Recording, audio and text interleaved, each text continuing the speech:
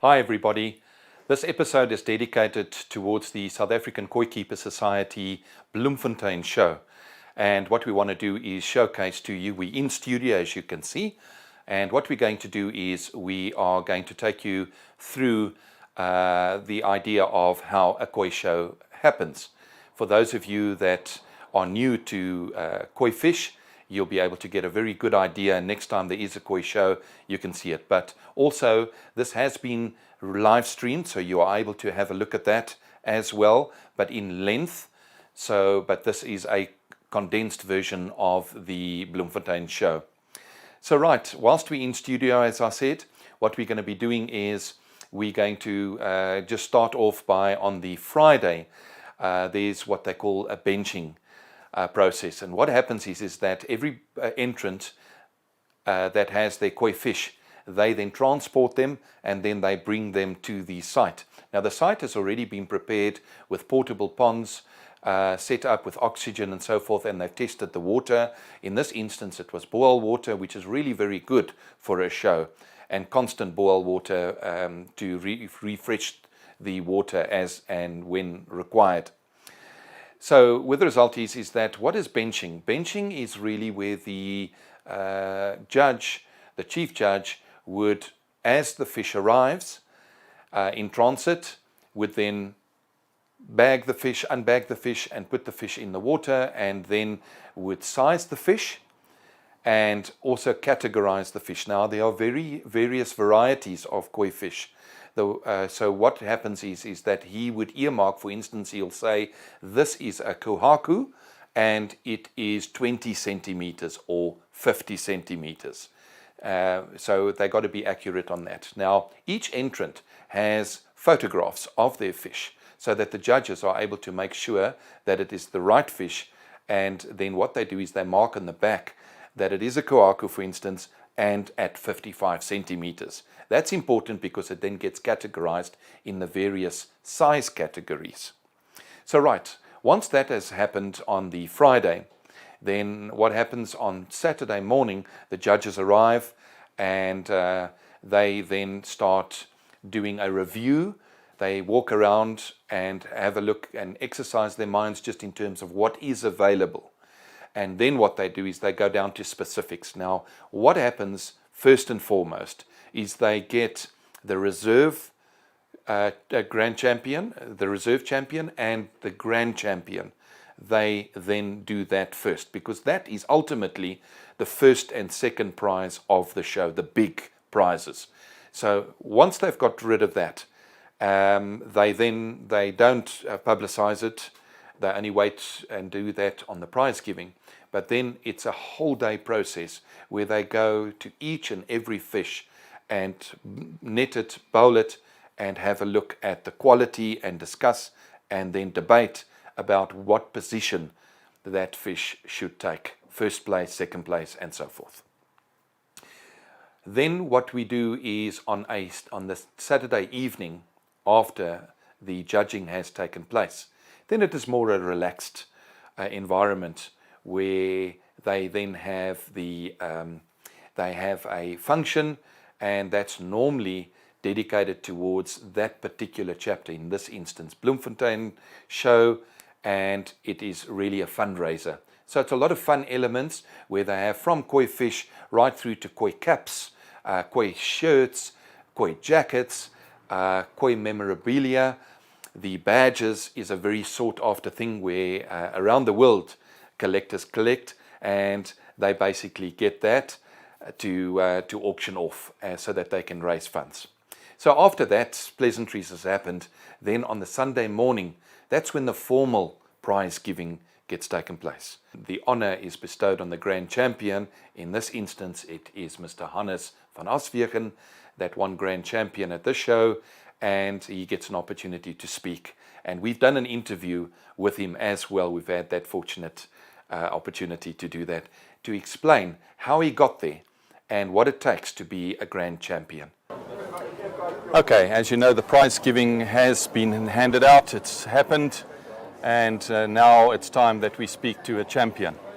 You know, ever so often a person arrives in a hobby such as koi and so many people look up to a champion like Hannes.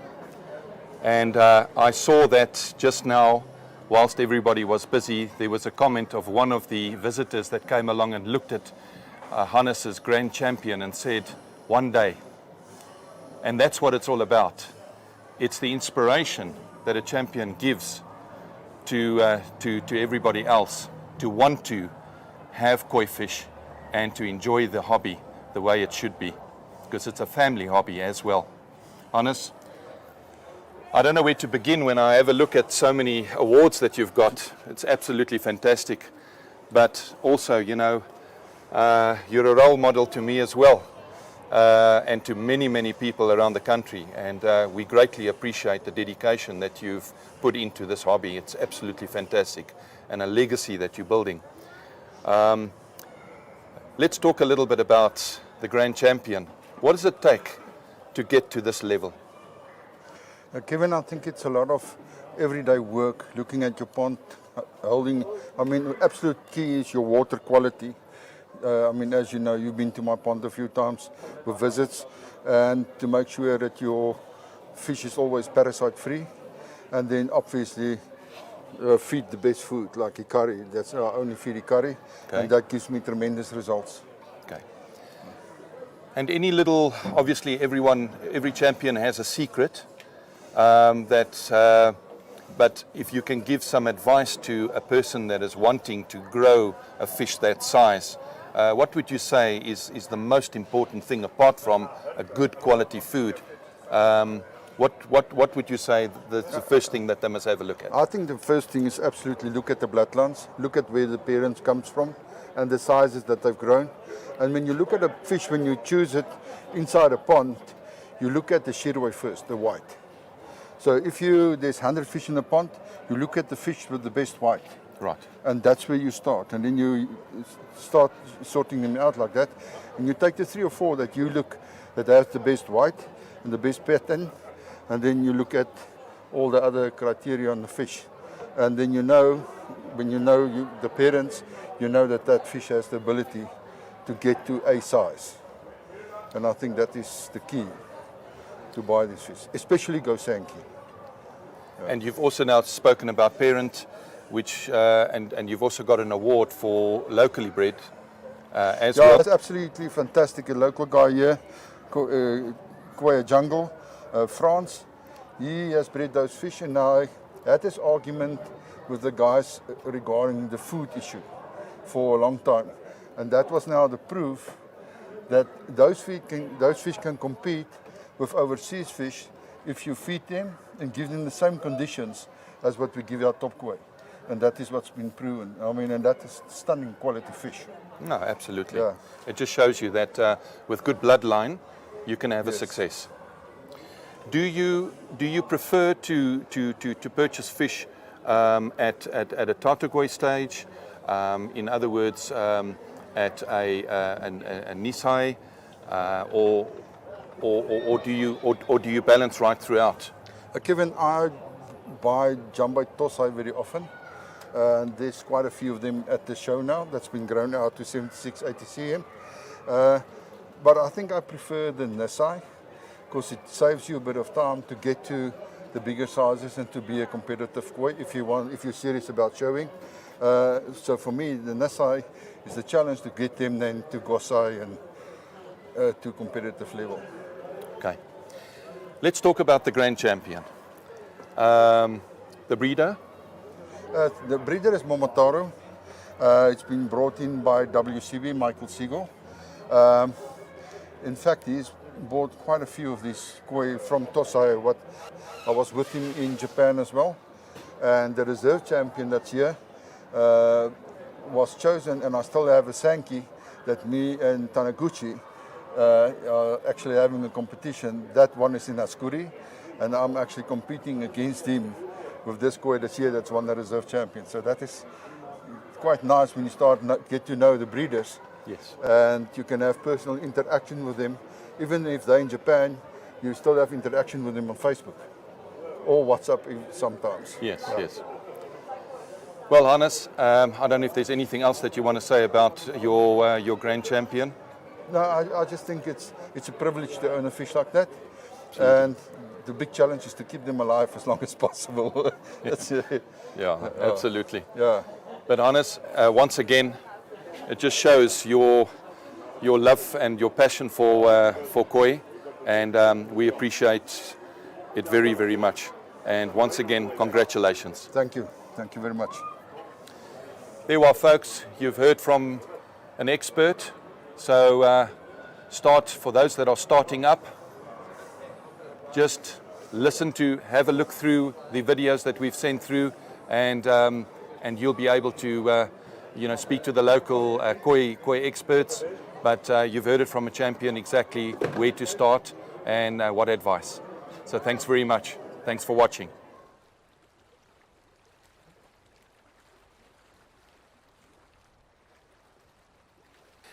So if you want to have a look a little bit more on the sessions that have been recorded live stream, they are still available, and if you want to have a look at that, just go on to We Are Centurion, and you can go and have a look under Koi Medic, and you'll find all of the sessions at length for your leisure. So that in a nutshell is what the show entails. Also, a very, very important thing is then on the Sunday morning before the prize giving, all the judges get together and they do a presentation on the reserve champion and the grand champion. They discuss and share with the public, which we will be sharing with you as well, the positives about the fish, why that fish was selected, and why it merited that particular prize. Reserve and then grand champion. Grand champion, obviously, they put more focus on because that's the ultimate prize. So come along with us and have a look and see. You'll be able to pick up some really, really good tips on what the judges look at. So in future, when you want to choose a fish, remember everything that they judge on is above the lateral line. In other words, when you're looking down in a pond, that is what they judge. They don't judge what's under the belly, for instance. Morning, good morning, welcome. We've just had a very successful Free State 2021 koi show. It's our first koi show in South Africa virtually in over 2 years with the virus. So very well done to Free State on managing to put this koi show together. As you can see, we have hygiene between all the ponds to prevent any contamination. We had the koi show yesterday, quite an involved, lengthy day of all the judges walking around, comparing all the koi in their different categories and varieties and sizes. The first thing the judges do at the beginning of the day is they go around and they pick about 5 nominations of the biggest and what we consider the best koi in the koi show, normally from the size 9, the biggest size, over 75 centimeters. We then go and deliberate at length, and we come back and look at least 3 or 4 times. We narrow it down, and then we look at have a big discussion again on the merits and demerits of the koi. This pond here has we have the second best koi in the koi show, the reserve grand champion. It's an 82 centimeter, what we refer to as a Mariten Kahaku. It's a 3-step, which we call a Sandan pattern. Kahaku are basically a white-based fish with a red pattern. We call the red, we refer to it as he or Benny. This koi has a phenomenal body. The biggest point on judging is the body. The most points we award for that in our judging criteria. Then we go into the quality. The quality is overall in all the different colors, the skin, etc. And then we go onto the pattern as well. That's not all about pattern. We look at lastly the finishing on the koi, which is on the day. We're judging on the day as the koi presents. So it may be in a better condition on the day or not. And the luster of the koi, the shine on the skin, etc. We're just going to try and lift the koi a little bit. We don't really bowl these big koi, obviously, to prevent any damage. And this is as far as we go, just to raise the koi so that we get a better viewpoint of the koi. I'm just going to ask for a few comments from the fellow judges. I'll start with Mark Harvey on the right here. He's one of our two certified judges in South Africa. And Mark, just a few comments where we started with the body on the koi. Yeah, one of the most important aspects of judging is the body shape. We give 40% of the marks, theoretical marks, to body. This koi has a really beautiful body, beautiful symmetry from the head down, very thick peduncle. So from a body shape, can't fault it. Then we look at the quality of the he, the shiroji, or the white or the red, and that we allocate a theoretical 30 points to. And this koi has beautiful he and shiroji. You can see the white very strong. Then we go to pattern. 20% goes to pattern, and we look at the characteristics of each variety and what that pattern should be. We like to see pattern on the head, body, right through to the tail, and its balances. This one particularly has what we call a maratin, the he marking on the head, and a similar marking right at the back, which actually balances it out nicely. That's pattern, and then 10% theoretical goes to what we call state of finish. That's the luster, how well developed the he is, and obviously this koi has a beautiful finish as well, and a well-deserved reserve grand champion. Okay. Chaps, gentlemen, to get a koi to this state of finish at this size, I know the owner, Mr. Hannes van Asperken, bought this koi from a koi farm called Taniguchi Koi Farm in Japan. I've been fortunate to go there on a number of occasions. He's a fantastic koi breeder. He was described by a man who we refer to as Kato-san. He's now deceased. He was a past chairman of our world koi organization, SAKKS, and he described Yuichi Taniguchi as the young hope breeder of Japan for its future of koi breeding. So he highly respected the gentleman where Hannes obtained this fish, and he's grown it on substantially, Hannes. So it speaks volumes to the koi keeping ability of Mr. Hannes van Asperken. Yeah. That means that his pond situation is perfect, his filtration, his water quality, his feeding regime, and his very careful observation of the koi on a daily basis to check if it's developing any viruses or sicknesses or any damage. And then, of course, he had to transport these koi all the way from Vryburg, which is no easy task, and to get it here and present it in this state of finish is a hang of achievement. I'll just ask Harry Becks, our other certified judge, just a few comments on the presence of this koi. We also look at the presence in the pond. Hi, Mike has alluded to the pattern and the balance. The Maraten Kahaku is one of the most difficult to achieve. It has to be born like that. You can't make it like that. And it's rare, very, very rare. So we can't really see it swimming here, but I think Harry also alluding to the way it swims.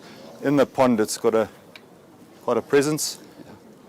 You see it's got a very powerful body. We also look at the tail piece of if a koi has a beautiful front part, but the tail is very thin, then obviously it lets it down and it makes it not look in proportion. So it's got a very powerful overall body with a very thick, what we call the peduncle at the tail. And it's 82 centimeters. 82 centimeters, yeah. It's still a relatively young koi, so this koi will probably still grow anything up to another 10, 15 centimeters. And I look forward to hopefully seeing it at a show again in future. Anybody else would like to say something here?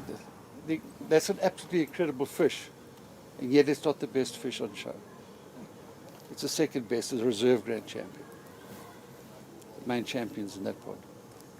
If everyone's happy, should we move over to the main koi in the show? Any questions? On this fish. All happy. We're going to move over there. Chaps, here we have the pond of the the best fish in the koi show. Koi show is Free State Koi Show 2021. This is just under 90 centimeters, so it's quite substantially bigger than our reserve grand champion. And again, I think we've just discussed, the first thing we look at is the body and the big fish and the presence. And if you look in this pond and you look at this fish, it's a massive body and a massive presence in the pond. I'm going to hand over to Mike Harvey here, just to say a few things on how we deliberated between these two koi and reached this decision that this was slightly better than the other koi in the other pond. Right. Well, I think the body shapes are both excellent. What you might notice is that the Grand Champion has a slightly different hue of red, the he, to the Reserve Grand Champion. It's a slightly more orangey tinge, but what we look for is the thickness and quality and the edge, what we call kiwa, which is the back end of the red pattern of the scales. There it has good definition, and again, very good white. Often you find on large koi like these that the head can tend to be a little bit creamy or yellow. And if you look at this, an 89 centimeter fish, and look at the whiteness on the head, it's really impressive. So yeah, again, all the body shape issues. One of the things we also always look at body shape is the pectoral fins, which we mustn't forget. We like to have nice rounded pectoral fins at the edges rather than what we call sickle-shaped fins. And again, beautiful finnage and very little, if anything, to fault on this koi. Really beautiful. Just to add, interesting guys, when we consider the pattern in a koi does not have to be symmetrical. As you can see here, the red he pattern is almost asymmetrical. The biggest point with the pattern is that it balances down the koi. So we'll start from the front, from the head, and look how your eye is drawn all the way down the koi because of the balance to the pattern, be it an asymmetrical pattern. It pulls your eye straight from the nose. It's complemented by the white in the front, and then you get all your red wrapping patterns going all the way down like a stepping pattern, but large red markings which are much more impressive than small little markings, very bold. And then right at the back, of course, there's a break before the tail with white again to complement and enhance. And obviously the seroji, which is the white skin, is also enhanced by the strength of the red he patterns, the consistency and the sharpness of the red at the back, the kiwa, and on the front of the red, where it underlies the white scales, there's very little bleeding red or beni, which we call sashi. So the koi is very well finished in terms of overall appearance. This koi was a Momotaro koi farm bred koi, which is another very large koi farm in Japan. Daisuke is the chap there, Daisuke-san. And they're not only famous for their amazing koi, but equally they have one of the best luxury sports car outlets in Japan. So they not only have Bugatti sports cars, but virtually Bugatti koi as well. So it's quite a privilege to go there. It backs onto a very big river in Japan, and the koi farm itself is massive. They've got a 1 million litre koi show pond inside one of their halls inside, which is, you have to visit it if you go to Japan. It's quite amazing.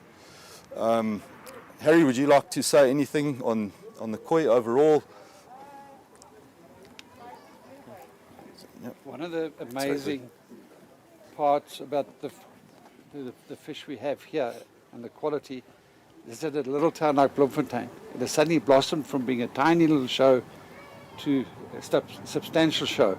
I mean, fish like this, you don't see it every koi show. Also, people come from far and wide, and there's something for everybody. You know, for the small koi keeper, for the big koi keeper, they all compete equally. Again, sorry, this is also owned by Mr. Hannes van Asverken, so he's done extremely well. Best koi in the show and the second best koi. So a massive kudu to Hannes. one of the things I just wanted to mention, if you look at this Grand Champion, look at the shape of the head and how beautiful, it's not a sharp point, it flows beautifully from the front right across without having a pinched nose, or this head often in big koi tends to be slightly smaller than desired, whereas this koi has really beautiful lines with the head flowing straight through to the body. Very impressive. Sorry, carry on. Chaps, if anybody would like to ask us, any of the public here, any questions, you're welcome to. I think if we've got a bit of limited time, but Can I ask a question? certainly. From a judging perspective, Thank you. how do the judges deal with he in the dorsal fin? In the dorsal fin. Yes. Okay, I'll let Mike explain, but obviously on the size of the koi comes into it. Yeah. Obviously, if it's the whole dorsal, ideally the dorsal should be white. Start off from there. Bleeding into the dorsal is I won't say a serious demerit, because it's not a serious demerit, but it is a demerit when you're judging. But particularly in a smaller fish, it would be more of a serious demerit than in a fish. You know, you cannot expect perfection in any fish. So yes, we'd like to have seen a purely white there, but it's almost irrelevant in a fish this size. Okay, thank you. Yeah. I think also the white line, if you look at the line of the fish, the white from the head going through, and you look at the dorsal, there may be he bleeding in slightly, but it's still got the overall white line right down, including most of the dorsal. So it's not a major detraction. If you look, the koi is so big and of such a good quality, it almost fades into insignificance, the tiny bit of red that's in there. And where it is, it's pretty much in one sort of, it's quite strong in one pattern, and it's not untidy or with little streaks or anything like that. Okay. Yeah, Basically, I see it follows up from a dam, absolutely. not out of Shira. Yeah. Yep. Yeah. Okay. Any other questions, chaps? Yeah. Jim? So I just wanted to reiterate a point that I think Harry made earlier, that the overall quality of the fish at this show is astounding. And the Free State chapter is not one of SAKKS's biggest chapters. It's not the biggest chapter, but it has put on a tremendous show with tremendous quality fish. And the fish, the koi that came second here would win at many shows. And this Grand Champion would probably win at shows around the world. This would be in contention. 100%. It's such a high quality of fish at this show. Any more questions? Any other questions, chaps? Okay. All right, so, I think that concludes our discussion on the Grand Champion 2021, and we'll hand back to the chaps at the interviewer, Kevin Till. Dean, I think Yeah. we can all just give a round of applause for these beautiful fish. 100%. And as I said a couple of times on the show and during the show, you know, we can't possibly have a koi show without judges. It's a critical part, and we learn all the time from you, and we're so grateful. So thank you very much. Thank you. It's only our pleasure. I think I'd also